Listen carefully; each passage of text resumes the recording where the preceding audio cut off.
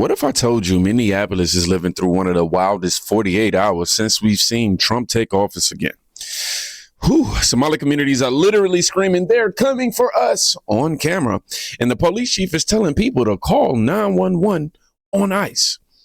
This is not just a story. This is Minnesota unraveling on camera, y'all. Let's start here.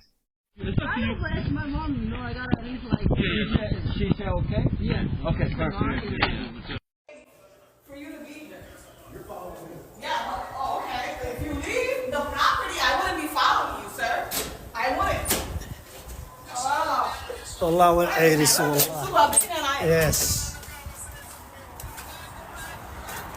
They run. ويعرين والله. Yeah. ها. أبيهم وصل. And the police is on its way, yeah.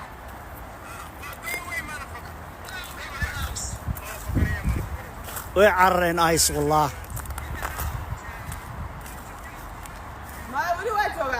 way joogaan والله baabuurtooda ku carreen laakiin yeah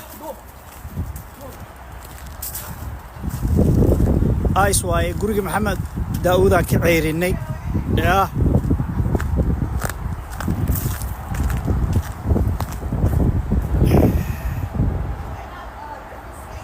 yep bakas wow.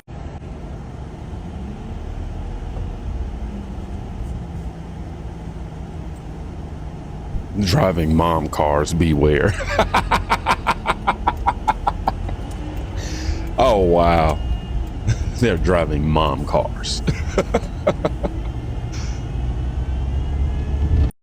What is a dad car? I have to know. This is the reaction happening inside Minneapolis right now. Fear, chaos, and people literally shouting warnings in Somali as ICE vans roll into their neighborhoods.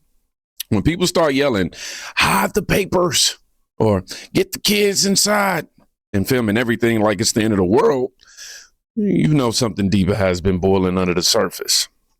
But what made this country, what made this community this paranoid? Because there's a lot of panic going on in this clip right now. It's bigger than just raids, I'll tell you that, because the police chief himself just escalated it. Watch this. Folks that are masked, that they're not sure if they're law enforcement, that they may be kidnapping people. Like, we have had those reports. I want to be clear to the community. The community should know that if you see something like that, that is legitimate, that you don't know if someone is law enforcement, you should call 911. And you should provide as much information as possible, because let's not forget, we very recently had tragedy in this state by someone who was purporting to be law enforcement. So please, let's be clear. That's something everyone should report, and that we will immediately respond to, and we will document, whether it's somebody's not sure if there's a kidnapping happening, somebody's not sure if that there's law enforcement present or not. And that's something else, that's additional policy requirements that we are implementing, that we will document and report these types of things anytime that we hear it, and reminding our officers of their duty to intervene. So if there is anything that is, a violation of someone's human rights or civil rights, excessive force or anything like that, they absolutely have a duty to intervene as police officers. So let me get this straight. ICE shows up to enforce federal law, and Minneapolis responds by telling people to call 911 on ICE. That's not normal. That's not cooperation. That's definitely not public safety. That's a full-blown power struggle between the sanctuary city and the federal government. And it's the first sign that Minnesota's leadership knows something big is coming. And then we learned exactly what, right? DHS uncovered fraud numbers so massive that they should terrify every single taxpayer in this country. You told me to look into Minnesota and their fraud on visas and their programs. 50% of them are fraudulent, which means that wacko Governor Walz either is an idiot or he did it on purpose. And I think he's bold, sir. He brought people in there illegally that never should have been in this country, said they were somebody that they're not. They said they were married to somebody who was their brother or somebody else. Fraudulent visa applications, signed up for government programs, took hundreds of billions of dollars from the taxpayers, and we're going to remove them and we're going to get our money back. You told me to look into Minnesota and their fraud. She said, I think he's both. So now it makes sense. 50% fraud in state-run programs. Fake marriages. We know about your girl Ilhan. Fake identities, fake kids, fake meal sites, and billions drained out of a system that was supposed to feed children and house families. Minnesota isn't dealing with a community crisis. It's dealing with a systemic collapse created by politicians who were terrified of being called racist and let fraud grow into an empire. And that's exactly why ICE is hitting Minnesota so hard. Because when a city blocks law enforcement, this man shows up next. Look, I'll say the same thing I said to other chiefs of police in sanctuary cities. Shame on you. I mean, your number one responsibility is the safety and security of your communities. And ICE is targeting criminals. So for you not to partner with ICE to make your community safer is shameful. He ought to put his badge in the desk drawer and walk away, because he stopped being a cop, become a politician. If a true law enforcement official would work with ICE, okay, look, I don't want to be an immigration officer. I'll leave that to you guys. But when we have an illegal alien public safety threat in the community, I want to be shoulder to shoulder with you. I want to help you make my community safer, because the chief of police, that's my number one responsibility. If he wants to watch, stand aside, do it. But if you cross that line, Pam Bondi and her U.S. attorneys are waiting to prosecute anybody that impedes law enforcement, ICE law enforcement, Border Patrol law enforcement in doing their job. Zero tolerance for impeding ICE in their operations. Yeah, look, I'll say the same thing I said to other chiefs of police. Zero tolerance. Now, Homan doesn't mince words ever. Ever. If you are a sanctuary city official trying to interfere with federal operations, he's telling you point blank, you're going to prison next. Clank, clank. Clank. You know what I'm saying? That's the message. And the deeper you look into Minnesota, the worse it gets, right? Because it's not just individuals being arrested. The governor himself is now under federal fire. Let me show you. Trump shutting off the money faucet for fraudsters. Somali pirates in Minnesota looted us for $1 billion with a B. And that doesn't count all the welfare we handed out after importing them here. And now it's time for a refund. You told me to look into Minnesota and their fraud on visas and their programs. 50% of them are fraudulent, which means that wacko Governor Walz either is an idiot or he did it on purpose. And I think he's both, sir. We're going to remove them and we're going to get our money back. The Somalis are upset that the free money and fraud are coming to an end. We need leaders who will invest in our neighbors, not attack them. The Somali community in Minnesota is a backbone of the state. Really? We've invested plenty. Billions were stolen. We don't owe the Somalis anything. Now, Tim Walz is under investigation by the Treasury Department and Congress. They need to focus on the war crimes that are coming up. They need to focus on making life more affordable. They need to focus on the issues they're dealing with. But this is a president in spiral doing nothing to make life cheaper for Minnesotans or Americans. So Walz lets pirates plunder his booty and he thinks Trump's spiraling? I think the man's a grossly incompetent man. I thought that from the day I watched JD destroy him in the debate. I was saying, who was more incompetent, that man or my man? I had a man and he had a man. There's something wrong with him, okay? There's something wrong with him. Democrats in Minnesota are panicking. The money's drying up and their biggest voting blocs going adios.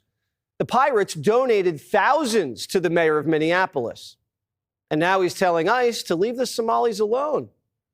He also said this. To our Somali community. Daman Shabka, Somali Aid Kunul, Minnesota Garahan, Minneapolis, Waan Ku Janila Hai, Waan Ku Gereb Taganahan.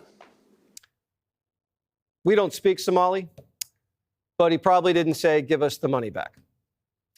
Ilhan Omar also got donations from the scammers. So the Somalis stole money from taxpayers and donated it to Democrats. Huh. And the Democrats never looked into this. Huh. And she's not the only one. Minnesota's AG, Keith Ellison, was supposed to be stopping the fraud, but he was caught on tape talking to the crooks 1 month before the FBI raided their headquarters. They said government agencies were racist, and the attorney general said he'd make a call.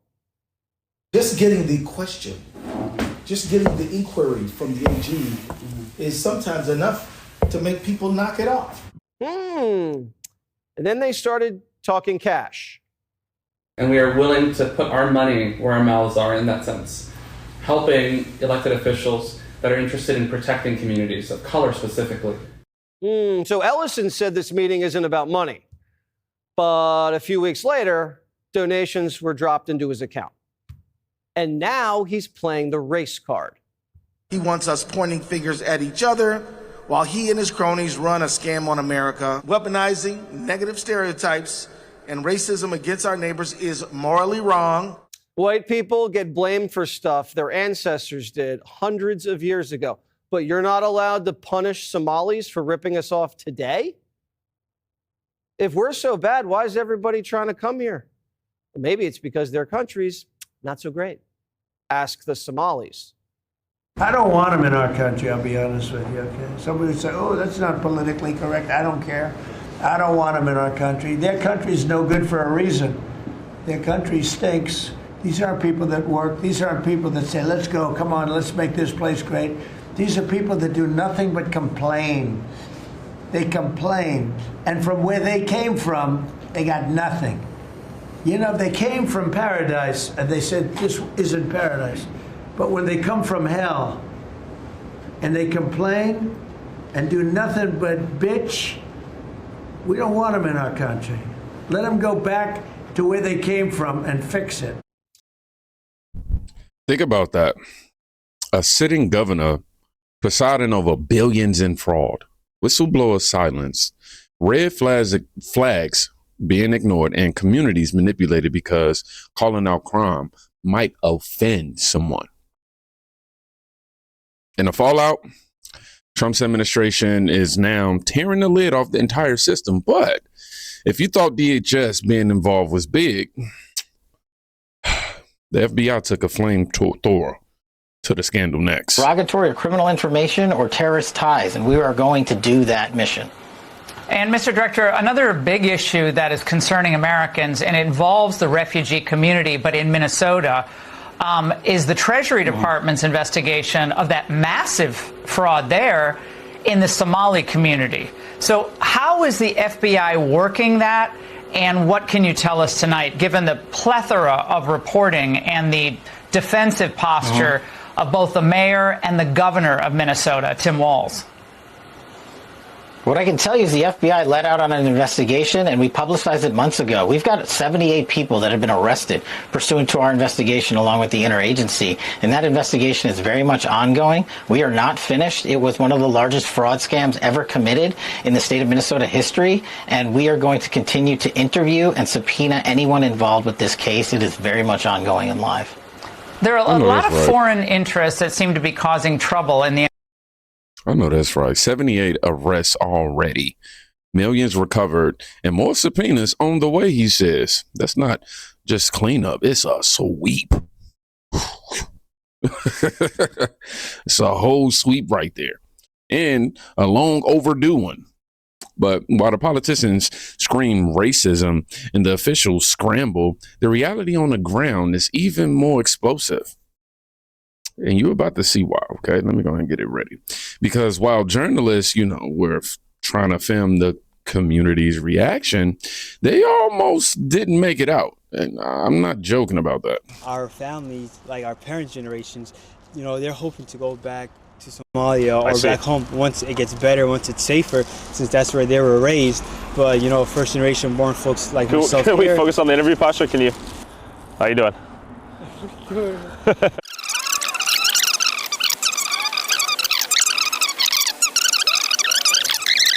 Do you get any benefits?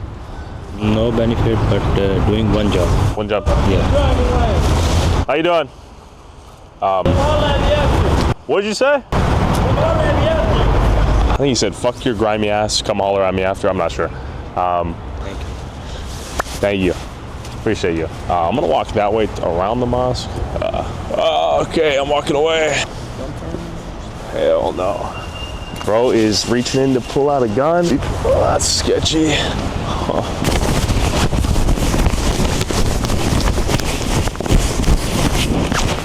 We are being chased.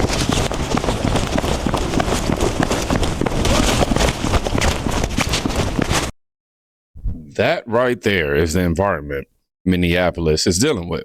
A level of tension so high that a street interview turns into a chase because of who's filming, where they're filming, and what they're asking, right? This is what happens when government failure meets community distrust, meets federal crackdowns. You get fear, you get anger, you get chaos, and eventually, hopefully, you get accountability, And nothing else captures that anger better than the viral rant that blew up last night. So apparently the Somali crew called Feeding Our Future was able to steal $250 million just by threatening Minnesota officials that they were going to call them racist if they didn't keep the cash flowing. And it worked? You know what? I'm just going to go ahead and tell you what it is. America has turned into a bunch of PUSSYs. You mean to tell me you let these people extort you for $250 million in 1 year because they threatened to call you a bunch of names? Are you for real? Whatever happened to sticks and stones? May break my bones, but names, whatever. Listen, let me tell you something. You so busy trying not to be the bad guy. You don't want to be the villain so bad that the pendulum has stretched and swung too far to the other side. And that is the problem. That's the problem. You don't went from, this is the land of the free and then people can come and get the American dream to the American people are paying taxes. So we have to pay for everything, including our own thoughts. And you let these people come in here and tell you what you gonna do, or they're gonna tattletale on you. Man, y'all tripping. You better get your head out your ass, America. I'm telling you. Listen, this is what it is. If you don't like it here, if America is racist, if America is all these different things, you are more than welcome to go back to either where you came from, or you can go back, or you can go to another country that you think is going to treat you better. It's not a big deal. Get the fuck out. You don't have to stay here, whore. What the hell is we doing over here? So you mean to tell me we got veterans on the street living homeless? What is beeping on this thing here? We got veterans on the street living homeless, but you're going to give $250 million to a bunch of people that's not supposed to be here? Man, we got to get this shit straightened out, and we got to do it right away. I'm sick of this shit. Flowing to be thinking lightly. Yeah. These fake niggas ain't gonna like me. Cause a nigga got a flow too real. That's right. Shit, I bet they gon' gang up to fight me. But enough of the stands. I'm repping my brand. And look, she's right. Minnesota didn't wind up here overnight. It happened because people in power were more afraid of being accused of racism than stopping actual crime. When she said it like that, tattletelling. And it happened because officials, they refused to act. That's when you prioritize feelings over oversight. So now the federal government is acting for them. ICE is in Minneapolis, the FBI's in Minnesota, and the footage we showed today is just the beginning. Now, if you found this breakdown helpful, I'm gonna need your help too. Hit the like button. Leave a comment, even if it's just a dot. Also, share this with a friend if you really enjoyed it. But also to let me know that you made it to the end of the video, I want y'all to put, go home. Okay. Now, we're not just gonna say that like, everybody gotta go home. Just go home if you don't like America. Just point blank, period. Now, go check on a friend today because you can quite literally be saving their life. And I'm not just saying that to say that. Peace.